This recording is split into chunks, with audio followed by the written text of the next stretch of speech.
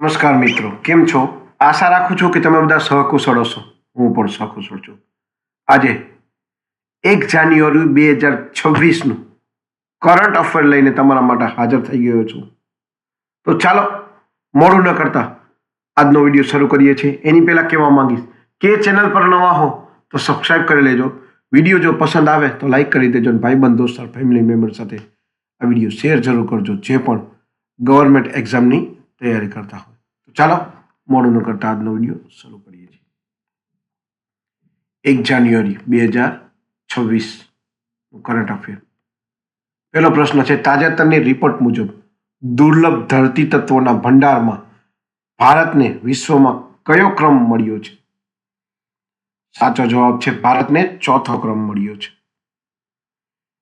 બીજો પ્રશ્ન છે, DRDOએ પિનાકા લોંગ રેન્જ ગાઇડેડ રોકેટનું સફળ પરીક્ષણ કયા રાજ્યમાં કર્યું છે? સાચો જવાબ છે ઓડિશા રાજ્યમાં. ત્રીજો પ્રશ્ન છે, આર્ટિફિશિયલ ઇન્ટેલિજન્સ એટલે કે AI ઇમ્પેક્ટ સમિટ ક્યારે અને ક્યાં યોજાશે? સાચો જવાબ છે ફેબ્રુઆરી 2026માં અને ફ્રાન્સમાં યોજાશે. ચોથો પ્રશ્ન છે, પેરાસિનને મેલેસિયા ખાસિયા નામની નવી ફંગસની પ્રજાતિ ક્યાં શોધાઈ? સાચો જવાબ છે મેઘાલય રાજ્યમાં.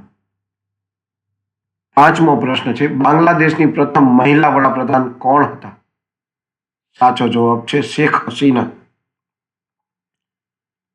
છઠ્ઠો પ્રશ્ન છે, તાજેતરમાં ઇઝરાયેલે કોને પોતાનું સર્વોચ્ચ નાગરિક સન્માન આપવાની જાહેરાત કરી? સાચો જવાબ જર્મનીના ચાન્સેલર ઓલાફ શોલ્ઝને આપવાની જાહેરાત કરી. સાતમો પ્રશ્ન છે, જસ્ટિસ મિશન 2025 નામની કસરત કયા દેશ દ્વારા શરૂ કરવામાં આવી છે? સાચો જવાબ છે ચીન દ્વારા. આઠમો પ્રશ્ન છે, શ્રી હરિકોટા સ્પેસપોર્ટ કયા રાજ્યમાં આવેલું છે?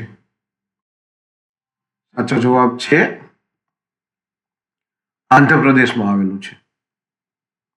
નવમો પ્રશ્ન છે, ઉત્તરાખંડ રાજ્યએ કઈ તારીખ સુધીમાં શાળાઓમાં છોકરીઓ માટે શૌચાલયોની વ્યવસ્થા કરવાની જાહેરાત કરી છે? સાચો જવાબ છે 8 માર્ચ સુધીમાં. 10મો અને છેલ્લો પ્રશ્ન છે, ગ્રીન ટુ ગોલ્ડ પહેલ હેઠળ કયા રાજ્યએ ઔદ્યોગિક ભાંગની ખેતીની મંજૂરી આપી છે? સાચો જવાબ છે હિમાચલ પ્રદેશ રાજ્યએ. તો આ હતા